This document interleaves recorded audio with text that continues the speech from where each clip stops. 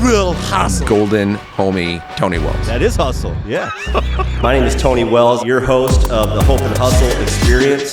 I'm here with Billy, world-renowned sushi chef and owner of Billy Sushi here in Minneapolis, Minnesota. Frequented by some of the most famous people in the world, like Post Malone, LeBron James, and Justin Jefferson. Billy, thank you for having us here. Yeah, of course, anything, bro. Yeah. So, I know for me, I want to learn more about you. And can you tell us, I guess, what was it like growing up? You know, were you poor? Were you rich? What was that like? Well, I mean, I grew up in a middle-class family in Mongolia. You know, my dad is geologist, and my mom is also just, you know, geologist as well. And growing up, socialist era, and, you know, coming to America, of course, it's eye-opener, right? Yeah. So how does a boy from Mongolia decide to come to America? Yeah, actually, I come here for a school. I went to University of San Francisco and majored in geology and science, but I fall in love with sushi, so I decide, yeah, let's do this entrepreneurship, right? So you said in San Francisco. We're now in Minneapolis, Minnesota. What was that journey of coming from San Francisco to Minnesota? Did you right away get into being a chef? I mean, culinary school? No, it's actually a super fun journey. Sometimes, you know, in life, there is a accident happen, and sometimes, you know, there is no such thing called accident. And a friend of mine, actually my roommate guy, borrowed a bunch of money and he ran away. So I got nothing, and my parents are like, okay, go get the job. And I was like looking for job, and I thought it was one of the most difficult thing, right? Like, you know, when you are not English speaker and there is the definition of what kind of like job you are trying to find. Like, for example, you know, like sign says help wanted. It's like someone, hey, willing to give you a few hours, but pay you in cash. When it says like hiring, now they want to pay you the minimalistic way, stuff like that. So, I mean, it was super enjoyable to learn about those things. And now, you know, that's the time when I learned to become sushi chef, and yeah, learned to become sushi chef, and I'm here. Okay, so if I just want to make sure I heard that correctly. So you're in San Francisco. You got a roommate. The roommate ends up taking all of your money. Yeah. You got to find a job now, and you got to come. Your parents are saying come to Minnesota. No, actually, my parents are still in Mongolia, right? Okay. And Minnesota. And, you know, I loved being in San Francisco, but I just needed some place to live clean. And, you know, living in clean city, clean area is so important. And I called one of the friend that time. Well, it's not friend. It's Mongolian guy who is truck driver. I called him like, yo, have you seen any, like, super clean city in America, like not like San Francisco? Okay. And they're like, hey, I drive by this like Minneapolis. It is like everything is brand new. You should come here. So I think a little over 25 years ago, I buy airplane ticket, flew in, and very next day it snowed, and it was like beautiful, right? Like, yeah. Oh man, and it reminded me of Mongolia back home. So I was like, yep, I want to stay here. Bitches, Tony. Again, thank you for the compliment. Anytime. So you're here in Minnesota, and when did you become a sushi chef? So actually, I was always sushi chef back in San Francisco. Besides going to school, you know, I have a motto that, you know, you work hard, play harder, right? So that was the thing. And if anybody was not partying, I was like, I'm going out. Let's go. And, you know, besides that, I think it teaches you how to socialize, how to take care of yourself within people, right? So I think partying has some good like lessons into it. Yes. Right? Yeah. Yes. So tell me about your first experience of being a sushi chef. I mean, it was tough because, you know, like in San Francisco, learning about sushi, bunch of old-ass Japanese guys. They're like, slap! I'm like, yo! Human rights. Just kidding. So it's a little bit tougher, and, they really take the craft very serious. And I want to impress them, right? So, I was just putting my hours and efforts, everything. And then once I majored in my own occupation, I realized I didn't like sitting in front of computer. Okay. I rather go out, talk to the people, and chill. Yeah. And that was really good. And I couldn't see you standing in front of sitting in front of a computer all day, Billy. No, you got way too much personality for that. I know. It's so tough, right? Everyone put the earphone and they just stare at the computer. They're like, yo. And obviously, that's not me. So when you got your first job as a sushi, did you get a job as a sushi chef working for somebody else, or did you right away just open up your own restaurant? No. So I worked for someone. It's my classmate's dad owned a sushi bar in Gary Boulevard. Okay. And they actually hired me as dishwasher. And Okay. I was like, okay, working. And then I asked them, hey, I want to be like that guy, in Wow. a sushi bar, Yeah. talking with the guests. And they're like, okay, there's long way to go. Because very first they called me out, you are lazy, you don't do shit, and you just always joking around. And I'm like, okay, I wanna learn. And they're like, Yes. well, then you need to help everyone out and this. Because I had that mentality of if I gonna work only how much they pay me, right? Yeah.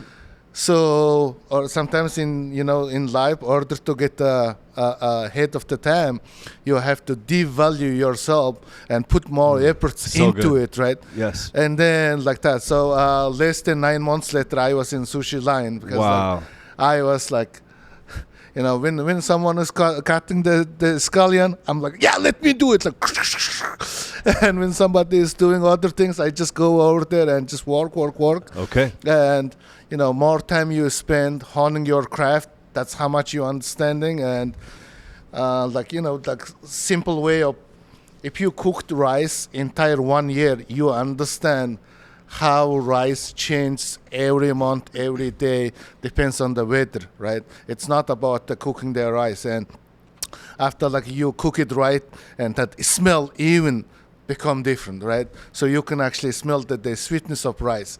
And so that's where I actually start loving, oh my God, cooking is science, Okay, right? okay. And I enjoy so much, yes. So you came from Mongolia to San Francisco. A roommate takes your money. You end up in Minnesota. you start out as a dishwasher for Yes, another sir. restaurant that's serving sushi. You fall in love with the smell of it and the art of it and the science of it. When did you, I guess, open up or become your own sushi business? Was that a brick and mortar like we're in here today? A food truck? What did that it's look actually, like? I'm glad you asked. It's actually really fun. So I moved here, and I was working at Sears as a delivery driver. Okay. And I was making actually pretty good money. It was during holiday season, right? And one day I was delivering some equipment, and I saw there is this sushi bar hiring, and I stopped by and they said, hey, I want to work there. And they're like, okay, cool. We're going to pay you $10 an hour. It's me working as Sears in delivery driver, I was making $39 an hour plus tip money, and every day I'm making thousands of dollars. I was shit, this is good. Yes. Right? And now, that's the huge definition of this is what you want to do, or you want to chase the money, right? Okay. And so I decided I want to do chase my passion, right? Okay. Just doing the sushi. So I worked there, and then a couple months later, that place brought by Fujiya, and they put me in Aftawan Fujiya. And this is when the most funny thing happens. One of the lady comes, sit in front of me, and she was like, hey, do you want to drink? Anything you want, right? Just make me the sushi. So I made this. I'm having the best time, and and then second day, Same lady come back, sit right in front of me again, right? And I'm like, what the hell? What's going on? Well, you're the sushi chef. Yeah, I'm sushi Okay. chef. There's like 4 Okay. sushi chefs with me, right? Okay. And she come back and sit again in front of me. And she's the client. She's the client. customer. Yeah, Okay. customer, right? Okay. And she is like, hey, make me something. And like I was like, okay, about to make. And my other guys start calling like, hey, Billy, that's your sugar mama. I'm like, what the hell is sugar mama? And they're like, this lady gonna take care of you. I was like, hell no. So I become like so shy, and I wouldn't even talk to her, right? And obviously she kind of discovered that, and she is like, okay, here is the deal, Billy. My name is Yumi. I have this tiny sushi bar out in Excelsior, Minnesota, and I'm looking for like I know it well. good Yes. personality, good Okay. guy, and I think you are. Why don't you stop by my sushi place? So, a couple days later, I drive out to Excelsior, and I got the job there. So I worked there on of 9 years, and Excelsior is a pretty small town, and Yes, it is. I was like one of only 3 Asian people there. So. I know that to be true. Yes. Yes. Yeah. So anyway, I worked there for on of 9 years. Every time business becomes so successful, she usually fires me, and when business goes down, and she hires me back. And then one last time when I got fired, and I went to high school drinking there, and I told them like, yeah, you may let me go. They're like, hey, it's okay. She's gonna call you back 9 months later. Okay. And I was like, this is it. This is done. Okay. Right? So then one of the bartender said like, hey, Billy, I think right now the food truck is in trend. Why don't you open your own food truck? I started. How many years ago was that? God, man, like maybe 15, 20 years. Okay. Right? All right. So 15, 20 years, bartender gives you the So- suggestion of open up your own food and truck. I was like, okay, cool, let me do that. And then there is actually a friend of mine who was sitting there. They're like, hey, why don't you take my truck? It's called Moby. And then there is another guy who was like, yo, Billy, like, I have this thing. Maybe you take it. And they all like chip in. And next thing, the Billy's like Sushi Fix food truck born, right? Okay. So Sushi Fix was the name of the food truck. Yes. All right. Because, we want to find like super Americanized name, and sushi and fix. Oh, I like that. That's good. Yeah. That's good. So it was good, and I realized that like selling sushi in the street, it's already hard. And especially in Minnesota, it's even harder, right? I bet. And so We like typically our burgers and our French fries and maybe some hot dish here in Minnesota. So yeah, exactly. Okay. But All right. then, hustle is real, and, sushi is born in the streets of Tokyo. Bring it back to Minneapolis, and we start grinding. And every time that people walk by, I'm like, yo, you want to try sushi? They're like, psh, what the hell? I'm like, if you never tried it, how you know? It's not good, right? So, engaging with Yeah. the customers and talking to them, and that's that. But there is like really cool thing happened accidentally. So it is day 2, Friday. We kind of come late, Okay. and there is Where's your food truck at this time? Is it in Minneapolis? Yeah, it's in Minneapolis, right? Oh, okay. Yeah. All right. So we are like driving, and everybody's supposed to come 9, and we are new guys. We don't know, so we show up at 10. Of course, there is no spots in the street of Minneapolis, right? Okay. So we are driving by, and we saw one fire hydrant spot.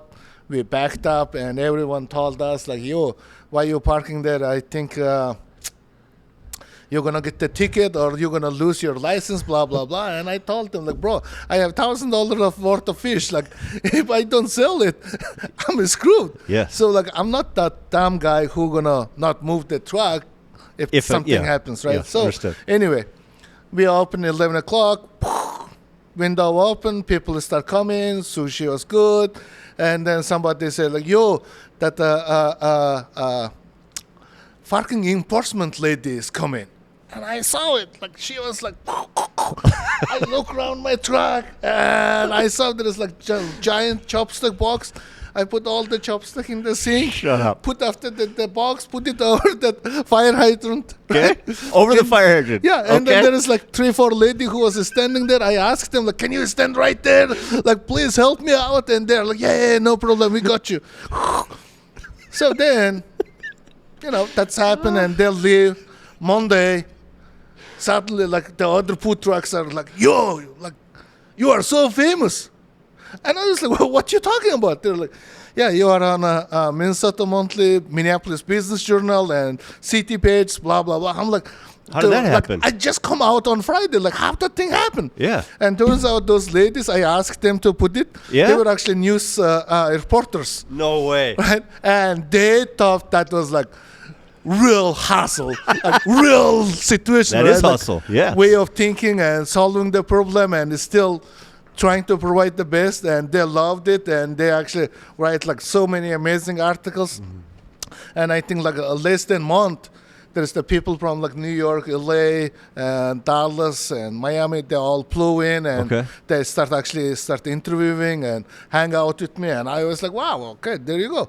And then like that following year, we become a top 100 trucks in America. Holy and cow. I thought that was hilarious. Wow. So then, second year, it's easy peasy because we have built-in clientele now, right? You have a following. So we just need to keep doing the consistency. Okay. Now, how do you go from the food truck to Billy Sushi today? Like, is this your first brick and mortar, or did you have one before? No, this? I have a couple other things, but this. So anyway, cool part of the Sushi Fix story is, Jim Sales Day in Wayzata. Yeah. Like yes. in September. Yes. Like the end of September. Yeah. So over by right on the main street there. Yeah. So right on the lake. I was Lake Minnetonka. out there trying to sell sushi, and they're like, "Hey, Billy, why don't you come out and you will be great?" I come out. First day it was past. I think we saw like 6 California rolls, and I was like, "Damn, man, like this is bad." Okay. Is this the second year of the Sushi Fix truck? First year, still the first year. Okay. Yeah. Okay. So second day we come out, and I know it's gonna be slow, so I cut down a couple of the employees, and me and another guy, we went to that Caribou Coffee. Okay. And grabbed some mocha, walking back, and I saw like the Sushi Fix truck, and there's like people like lined up. You know that movie Chef? You know, that yes. truck, people like lined up. Yes. It was like that feeling. It was like people lined up. I'm like, holy fuck! Like, is it for us? So like we come, and this is the same day. This is the same day that you told people to go home too. Yeah. Okay. Second day, right? All right. We're gonna like I know we're not gonna sell that much. So like I saw it, and like as soon as I'm like, hi, they're like, yo, Billy, we are come here to support you. Like we heard you are here. Like we missed you. And I'm like, okay, that's great. Call to the other guys like, yo, cook their rice, come here. It's gonna be right. So that day it was so busy. We were like sharing, and anyway, everyone just comes in. They just hand out the money and say like, hey, just take care of our family. Take care of our family. And besides people eating sushi, and they all wants to give hug and they want to interact, right? So with you. Yeah. So I was just keep doing that. And day 3, it was the serious business again, right? Like that everything was winding down, and there is this Mark's wife. She come in and she was like, "Yo, Billy, I never seen someone who is so loved by community. I think you should open the restaurant." And I'm like, yeah, I'm gonna open the restaurant. I don't know how this works. I have zero idea, right? Yeah. So I'm like, okay, I'm gonna do it. And she was like, I think you should open it in Wayzata. I'm like, okay, I will open it. So I go talk to the people, and they're like, oh, it's like per square meter, it's like $40 plus camp. I'm like, what is that? Like, give me that number. And like, like not knowing, and then suddenly start learning all this money and all these things. It's actually one of the most scariest thing, right? But you have to believe in yourself. Okay. So finally I found end of Wayzata, this strip mall, like strip mall, like really, really bad. Like Like, so that's the area, like, usually after party happens in Wayzata. So this is across the street from where Hotel Landing is today in Wayzata? Correct, yes. Yep. Okay, all right. Yeah. So we opened up, and then I realized how expensive those constructions are. And so I reach out to all my customers and friends. I'm like, hey, I'm trying to open the sushi party. Would you hire me for your parties? Like, I'm trying to open the sushi bar. Would you hire me for your parties? I need to make some more money. And they're like, okay, sure. So I think end of that September to November 2nd, I was working like every day, 4 a.m. to midnight. Right, like 4 a.m. Yeah. 4 a.m. Yes, of to course. midnight. I have to go to the airport, pick up the fish, cut them, prepare for the afternoon lunch.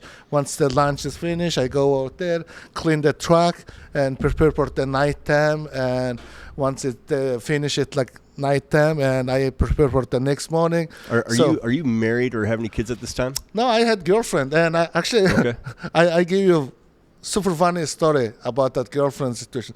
So my girl was like kind of angry. She was like, "Well, I never see you. Like, you're always working." I'm like, all right, let's have a date. So I pick her up, bring her to the truck, and we wash the truck together. That was the date. Yes. That was the date. Okay. Yeah. All But right. I think it's important that it's not about like going to the fancy things and that. I think it's just sharing the quality of time and understanding each other is more important in that relationship, right? Agreed. So I know that girl was the best girl I will ever have, and so that's that. And so anyway, long story short, I had enough money that I can able to open a sushi fix in Wayzata, and 5 years later, I able to sell it to a company from Japan. Wow. And, Wow. You know, I think that's when like something you wanna learn, right? Like, Absolutely. Life-changing moment for you. yeah, then. it is, right? Yes. Like me and my wife, we are like, oh my god, like, are we millionaires? And then we give it to the Uncle Sam, and we are like, wow, who is that guy? Why are you taking my money? Was he And taking this- half? Yeah. Yeah, and we start calling to the lawyer and figuring it out. Yeah. You know, I think also sometimes not knowing anything and makes it so good, right? Because like you remember every single story, and by like it's ingrained in your mind. I mean, Billy, I had no idea. I mean, your story is so inspirational. I had no idea that you started as a dishwasher for one, worked your way up to a sushi chef. Then you went out on a limb and took a risk to operate a food truck at the James J. Hill days. Is then where you meet a woman who sees your electric and magnetic personality, and that's something that I definitely want to get back to about your magnetic personality, because it's something that makes you very unique and very special, that so many people are attracted to you and they want to be around you. But let's go back then to the story of, so you've got Sushi Fix, you just sold it, you put a bunch of money into your bank account, your family's bank account, along with Uncle Sam's bank account. So you sell that. Now, did you go right into, okay, now I'm going to open up another sushi restaurant, or did you take some time off? What did you do after that? Actually, that's when there is something called non-compete kicks in, right? Okay. So I didn't know that sometimes you can sell your dream and your passion into money, but when they stops you by putting those clause, right? Yes. So I have 3 years that I cannot make sushi. So that was like one of the worst 3 years in my entire life. And so I was like, you know, something people should do all the time is play those scenario in your head and manifest it, right? So that 3 years, every day I am like, okay, I'm going to open sushi bar someplace and I'm going to do it this way. And I just manifest it every day in my head. Okay. And play by play. Like even what kind of dish it's going to be, how it's going to be served and that, right? So you just doing it, playing it in your head. And finally, we were my non-compete finish. I was about to open the sushi bar, and there is something called pandemic comes in. Boom. Okay. So we're looking at what, 2020? So it was a late 2019. I kind of like signed the lease, kind of deal, and keep it going, and then that happened, and everyone was like, "Okay, you should get out from that lease." It's something like everyone is scared. Every restaurant was closing. Every business is shutting down. Yeah, that happened around Everyone the world. was panicked, right? Yeah. And I think that's when you have to have mentorship. And so my mentor, Bill McGuire, and he was told me like, okay, Billy, I know that you already put your mind into it, and someone's pandemic shouldn't be your pandemic. Someone's recession shouldn't be your recession, right? Because everyone has different things, and you have to be come out from this situation. Wow. So Bill McGuire, that's your mentor. Yes. Yeah, okay. Yeah. Oh, he helped me so much things. I was a young boy from Mongolia, and working in Wayzata, and he is the one who teach me how to navigate through all those things. And I mean, like I'm so thankful. And along the way, there are so many other people who actually help me out on daily basis. So, it's also it's important to surround yourself with the good people, right? Agreed. That's exactly when success happens. And so it's pandemic. Yeah, pandemic. We open, right?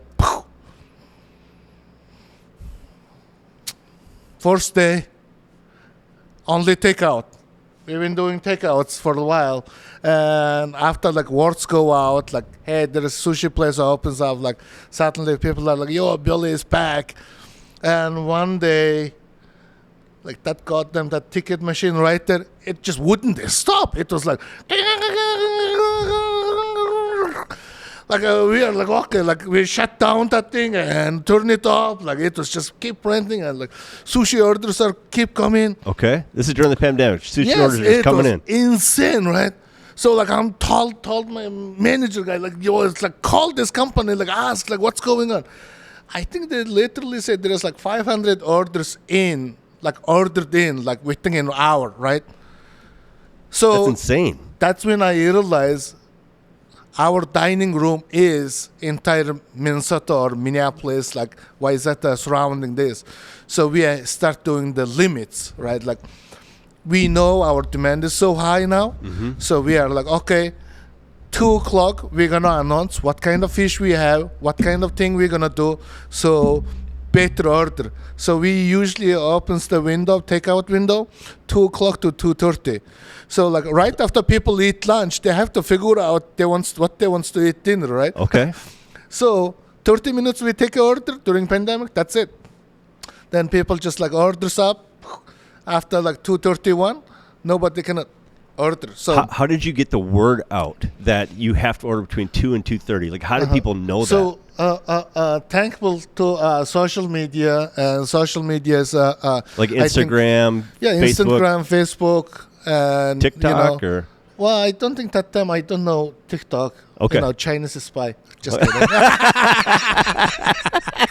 Yeah. Okay. All right. So social media, people are social media. Right. I think if you use the social media right way, your audience is there and they loved it, and also besides we are serving sushi, we are serving people hope, right? Because that time the world was in very difficult situation, right? So like every business started struggling, everything was like that, and like in Minneapolis, we are like one of the only restaurant opening, and people thought it was crazy. But besides that, when you are serving people that hope and happiness, and all those things, it was a really good moment. So I think sometimes things happen in reason, right? Yes. Yeah. Yes. I mean, 500 orders in an 30-minute window, basically. Yeah, crazy. Yeah. Crazy. I mean, it's not small like one sushi roll. It's So do you remember what year Billy Sushi was open? Yeah, May 2020, and it's super exciting. We are coming into our 5 years now. Okay. And so, Wow. Are you going to do anything big for the 5 year? actually, people who worked there longer than 4 years, I'm taking them to Japan. So, turns out there is 11 people who worked there more than 4 years, and some people cannot go, some people are going. So, What an amazing experience that'll be for them.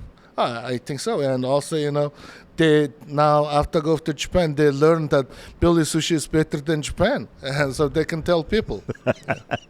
So you yourself, Billy, we touched on this earlier, that you have this magnetic personality where people are drawn to you. They just want to be around you. And I'll even, speak for myself personally, that you're just so positive and you're smiling and you're welcoming.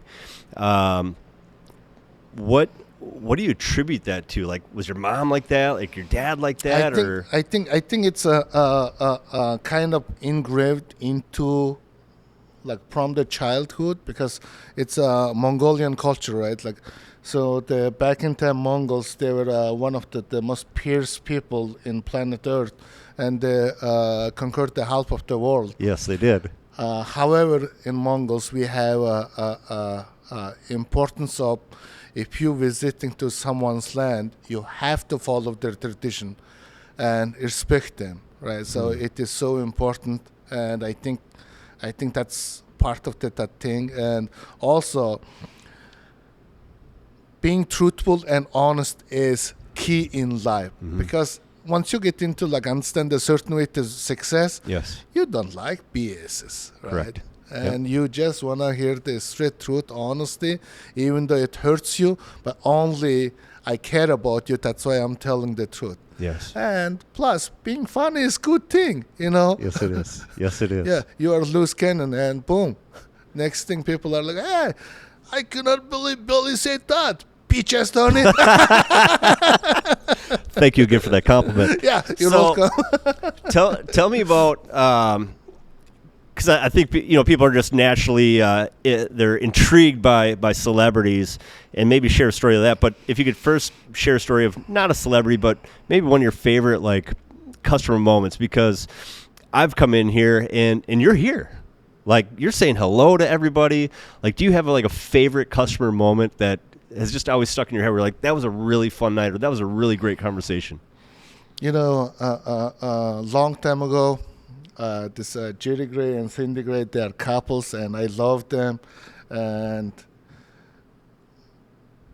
back in time, they were a little bit younger. So one day they come here to eat sushi, and I ended up talking with him, and we are doing, and they actually start helping me assemble the tables and chairs. Okay. And that was so good, because, they haven't worked like that hard labor for a while, right? Yeah. And I'm telling them what to do and this, and then in meantime, I'm like, they're like, Billy, we come here to eat sushi, and you put us in back room and making us assemble table. What the hell? I'm like, but that's like, because, like, they know who I am, Yes. and I know who they are. Yeah. But sometimes, There's a heart connection there. yes, yeah. Yeah. It's, I don't see people as, like, it's customers. It's just another friend to me, Yeah. right? Yeah. I feel So- that with you. It's like, there is thing says, right? Sometimes in life, some people are talking shit about you because they used to be your friend, Yes. but now they're the one who decide not to be your friend. So it's not right. So I will be stay still the same Billy all the time. So yeah. I definitely want to hear a story of a celebrity coming in here and you enjoying that time. But can we go back? Because I think for the younger generation who's watching this, a lot of times they're going to face that in their lives, where they have what they thought was their friend, and then their friend ends up, we'll just say, backstabbing them. Mm-hmm.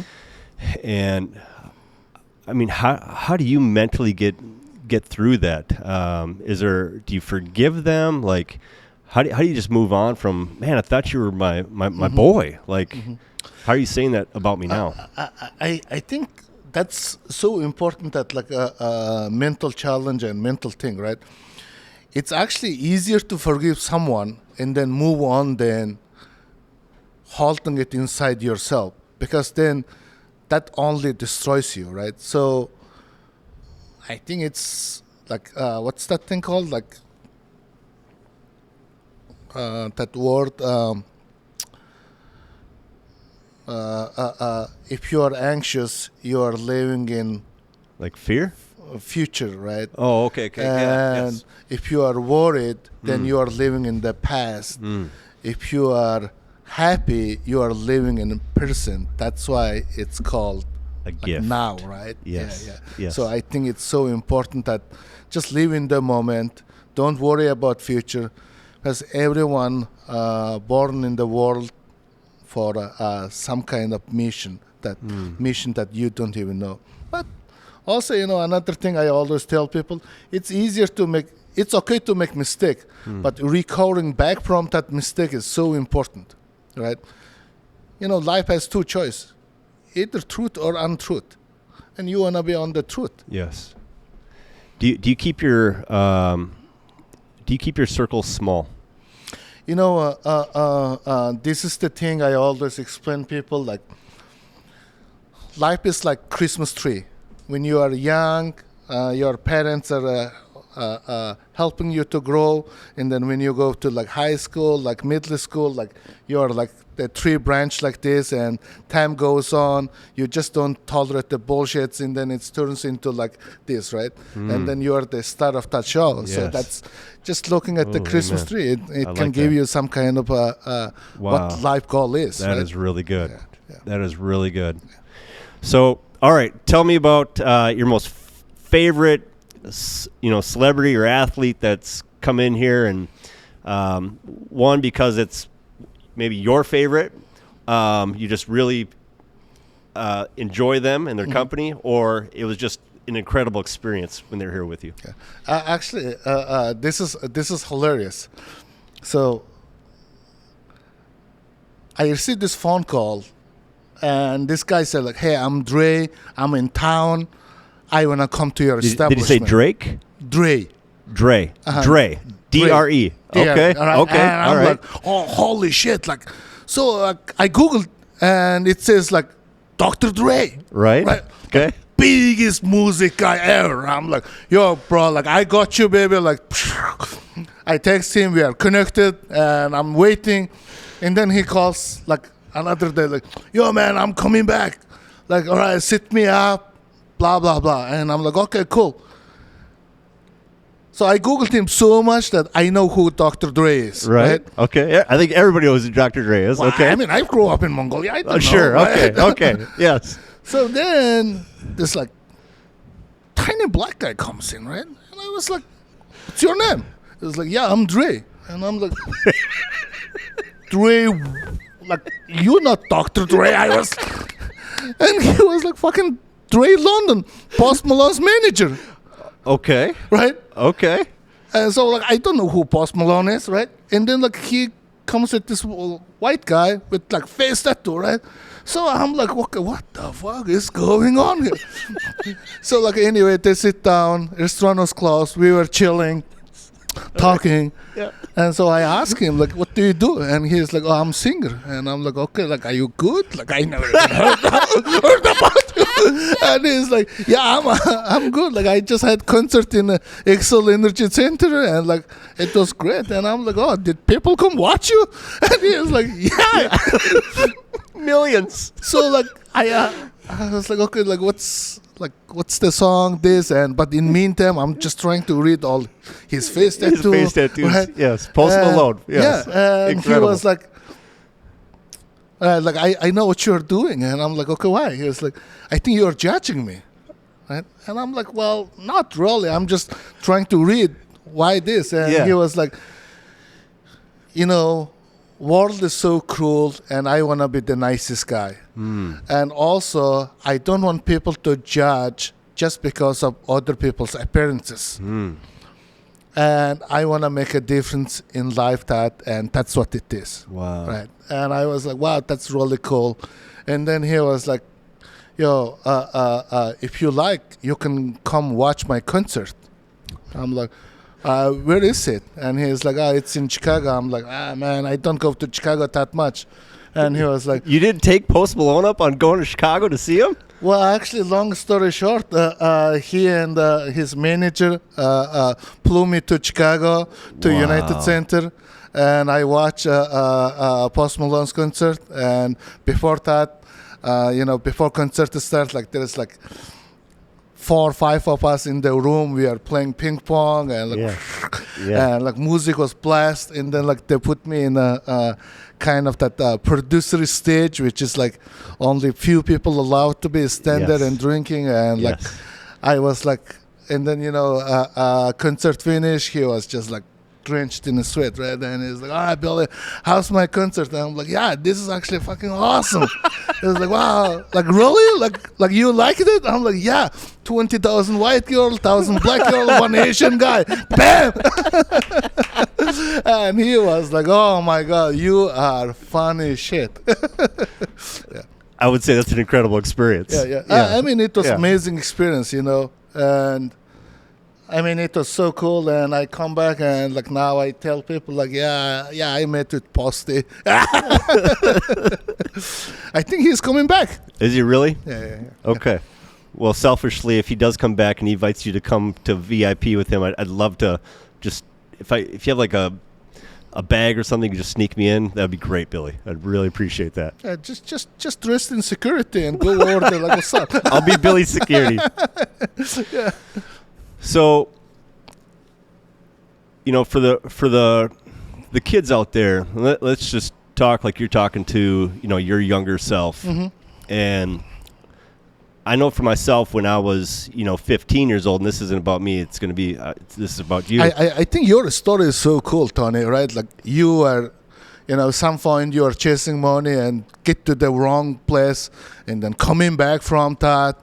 And stronger than ever, and also same time you are learn to say no. I think that's a very powerful thing, right? Thank you. Addiction is one of the most dangerous thing. Thank you.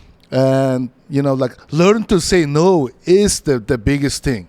And like I applaud for you. Like that's inspiration actually just there. Thank you, Billy. Thank you. Well, I know that there's a lot of kids out there that are going to find you inspirational, and this is a way.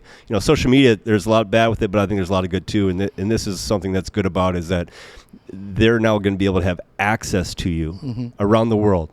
Oh, and those, whether it's a Mongolian kid, a white kid, a black kid, it doesn't matter. If they have a dream to become a business owner, they're going to connect with you. If they have a dream for sure to get into the culinary space, and on top of that, if you're looking to get into being a sushi chef, they are going to be drawn to you. What words of encouragement, or what would you tell them? This is the first step, right? Everybody sees Billy Sushi today, right? But we just went through your story. But what would you tell them? Start here and do this day by day, and that it's going to add up to you being able to achieve your dreams. Like some people say, hey, you could have a dream, but then there's a goal. And the difference between the two is with the goal, you actually have a plan. What would you say to that youngster that wants to get to where you're at today? I think, when you are like in teenage, it's okay to go out. It's okay to do the things. You don't want to be isolated. And also same time, trying to define your dream. So there is the difference, right? Because everyone has same goal.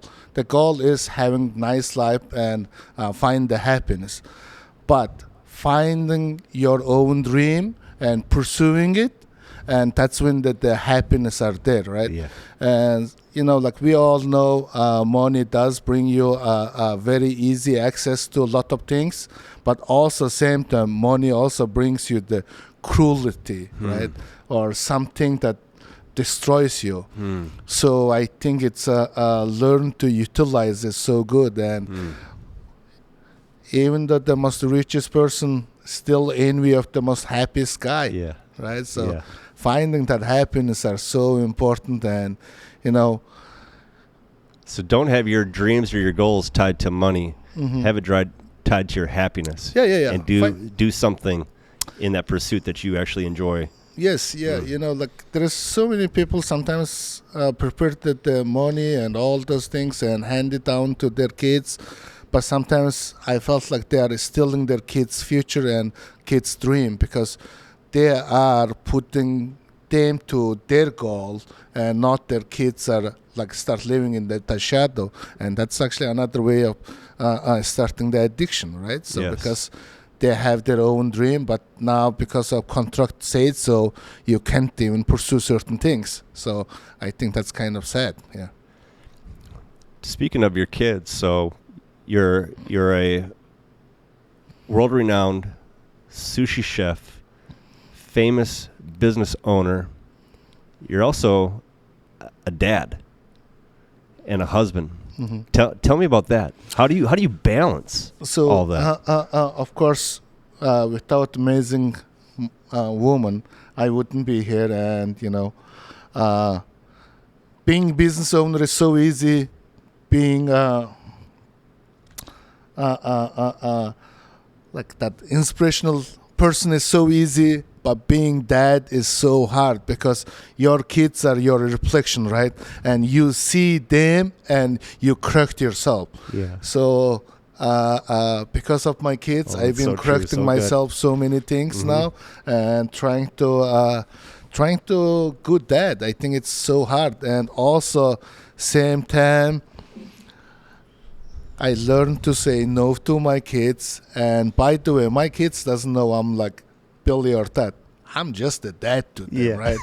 So when we go out, he's like, yo, dad, like, I'm like piggyback riding my kid and all those things. Yeah, it's just, for them, I'm just dad. So nothing special. And I love it. So, I've seen online that you've been able to give your family some pretty amazing experiences in regards to traveling to some pretty cool places.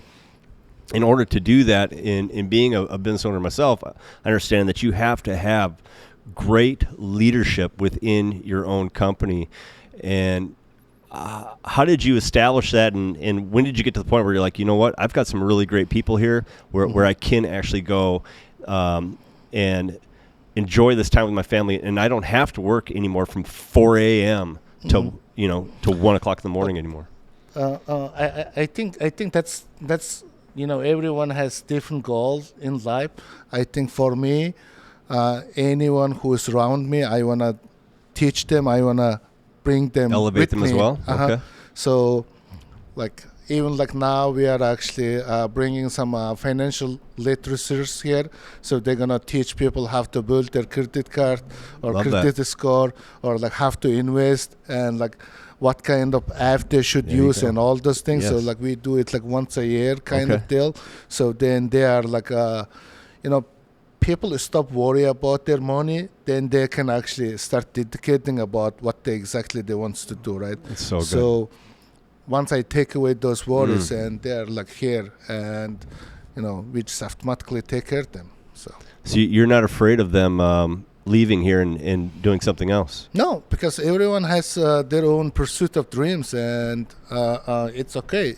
But only thing is, when they're out on their own, they can realize wow, actually Billy, I really, really cared. Because, sometimes when things are good, people doesn't see how good things they have, right? Yeah. So once they go out on their own, they're like, wow, man, that crazy guy, shit. Well, Billy, let me just make sure that I haven't missed any other questions here. But I really do appreciate your time. This has been amazing. I don't think you missed anything, but why don't you tell me about yourself? Where did you grow up? For me, I grew up here in Minnesota, and my family, when I was 3, my parents got divorced, and my mom, she was on Section 8 housing, and my dad lived in a trailer park. And it was in 4th grade that we moved up to Champlin, Minnesota with my mom and my stepdad, and then they ended up having 2 daughters together. But for me, when I was 14 years old, that's when I got into drugs. And then when I was 15, that's when I got into selling dope. And that led to a life of, by the time I was 17 years old, I wanted to kill myself. That's when I first had my first suicidal thoughts. Well, fast forward to when I'm 23, I'm homeless, and I'm living in the back seat of my Honda Civic.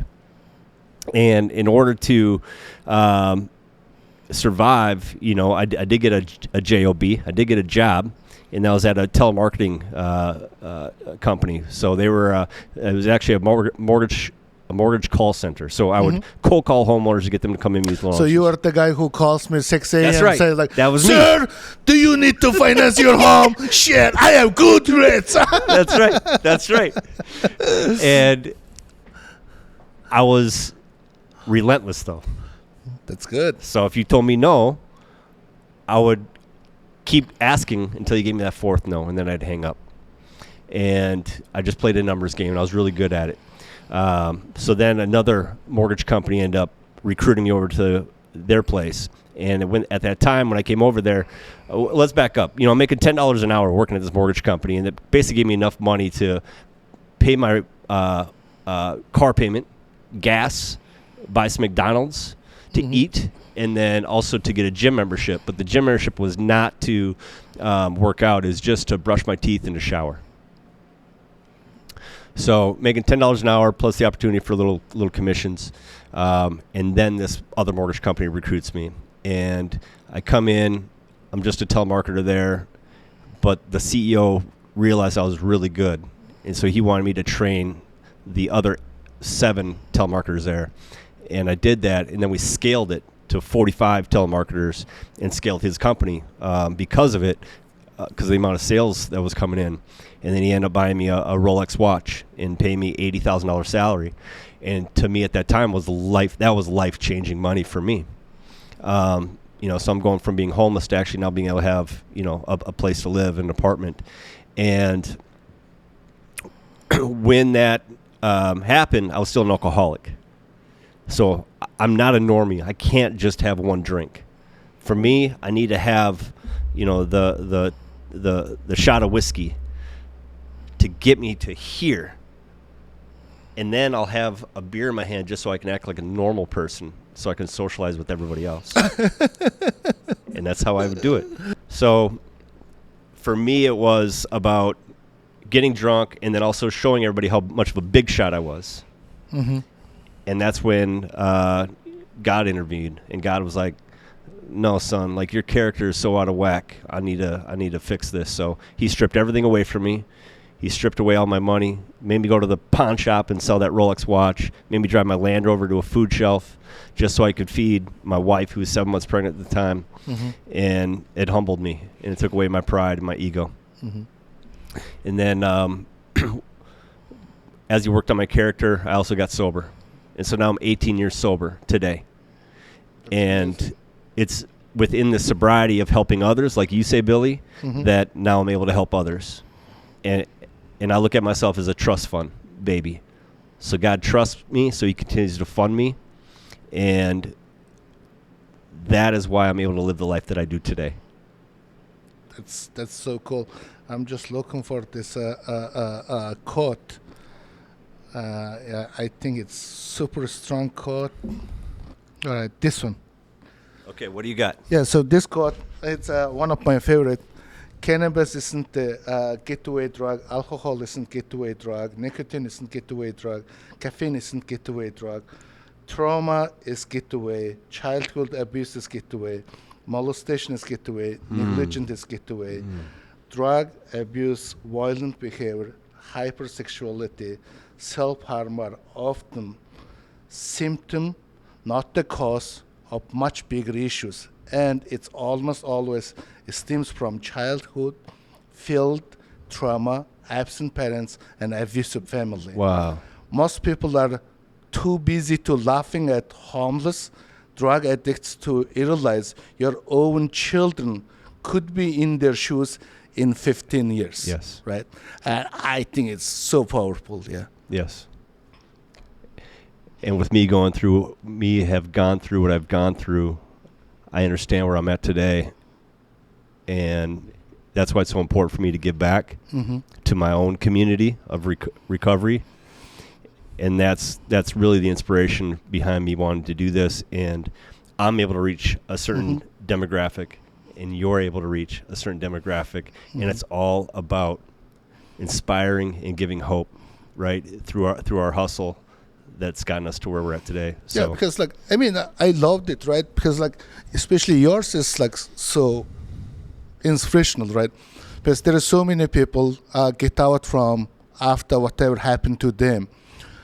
The society rejects them, and they are so hard to find a job. But you help them to next part of their life, and I think that's wonderful, Tony. Thank you. Yeah. Thank you, Bill. And that's also something. Another quote I have is, happiness is not what you're getting all you want. It's enjoying all you have. Yeah. And it's so good. I love quotes all day, every day. And this is one of my favorite one. Okay. Give it to me. Love your haters because they are your biggest fan, right? So that's it. Yeah, that's it right there. Yeah. That is it right there. Yeah. So for younger kids, if somebody is... Love your haters. Yeah. Because they're your biggest fans. Yeah. Because if they say something, you are doing something right. That's why just keep grinding, because they cannot do it. That's why you are doing it. So, thank you, Billy. Yeah, of course, anything. So that is it for the Hope and Hustle experience. Billy, again, I just want to thank you for giving me so much of your time. I love your story. You're so inspirational. You're welcome. Just Venmo me some money. Just kidding. If there's one sushi roll here that you would recommend that I come back for, what would that be? Why don't you find about our screaming? Oh. The screaming. Oh. Oh, actually, it comes in more like. Oh. Okay. Yeah. I'll have to come back for that. Please do. So, for all of you out there, I encourage you to come and enjoy Billy Sushi here in Minneapolis, Minnesota. Billy, where can they find you online? We act like ninja, but you have to do a little bit more digging. It's maybe Billy Sushi _ Minneapolis or just Google. Oh, where is the fucking Billy? Okay. Make sure to like and subscribe. And thank you for Billy. This is the very first episode ever. My pleasure, bro. Let's go. The Hope and Hustle experience. Let's go. I love it. Thank you. Woo!